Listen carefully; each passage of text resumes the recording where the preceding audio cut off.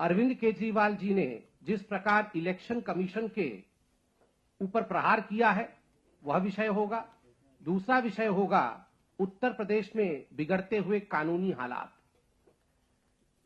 आम आदमी पार्टी के जो मुखिया हैं अरविंद केजरीवाल, कभी कभी हमें लगता है कि वो अपने आप को chief justice of Indian politics सोचते हैं। And he has his constitutional bench as well, constitutional bench of ministers, जिनमें से आधे लोग अभी जेल से बाहर निकले हैं और आधे जा रहे हैं। तो with this constitutional bench of corrupt ministers, the Chief Justice of Indian politics, the self-proclaimed Chief Justice of Indian politics, declared that the Election Commission of India is no more a body of integrity. It is directed by the PMO and it has lost all its credibility. ये जो भारत की राजनीति के chief justice हैं, self proclaimed, उन्होंने कहा ये जो इलेक्शन कमीशन है इसकी इंटीग्रिटी समाप्त हो गई है। ये अब डायरेक्शंस पे काम करती है, इसका कोई निजस्व नहीं है।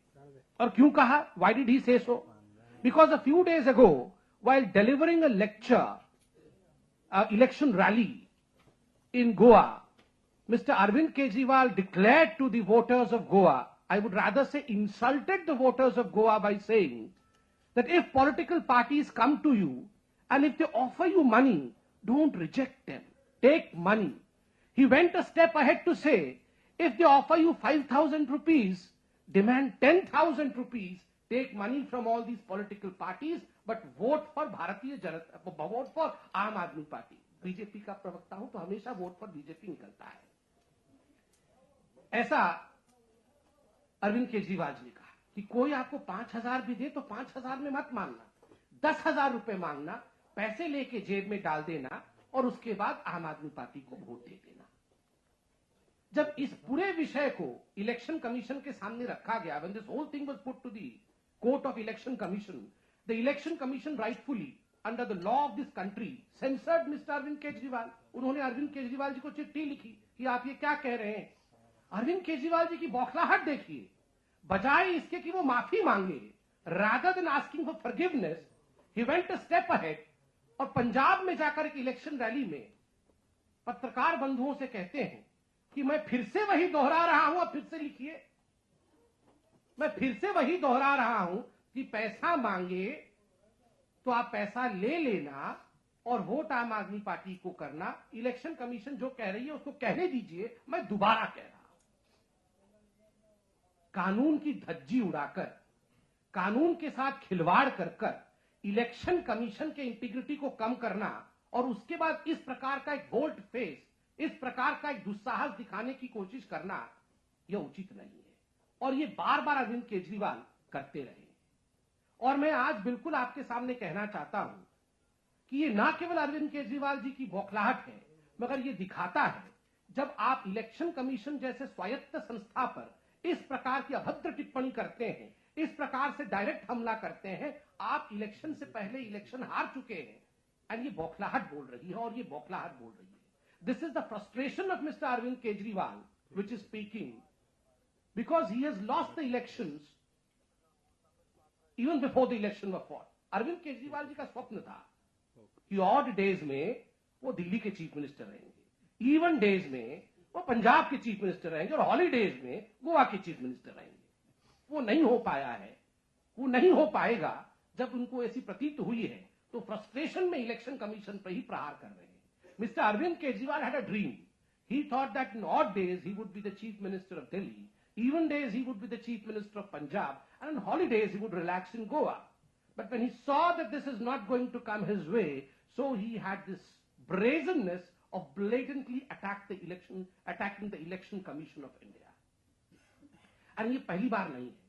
किसको अटैक नहीं किया है अरविंद केजरीवाल जी ने आज तक हिंदुस्तान में, इसकी एक सूची बनाई जाएगी तो वो सूची में कोई नहीं होगा। सबको अटैक किया है। ऐसी सूची बन नहीं सकती है जिसको अरविंद केजरीवाल जी ने अटैक नहीं किया है। जुडिशरी को अटैक किया है। सोमनाथ भारती जी के केस में आपको पता है, उन्होंने चीफ जस्टिस बनके खारिज कर दिया कि जुडिशरी जो कह रही है वो ठीक नहीं है, मैं जो कह रहा हूं ठीक है। उसके बाद एलजी साहब को तो बार बार एजेंट कहते रहे, ये हम सबके सामने रखा है। उसके बाद जिस प्रकार से पुलिस को ठुल्ला कहा, वो केस तो चल ही रहा है, वो आपने देखा, पुलिस को भी नहीं छोड़ा है।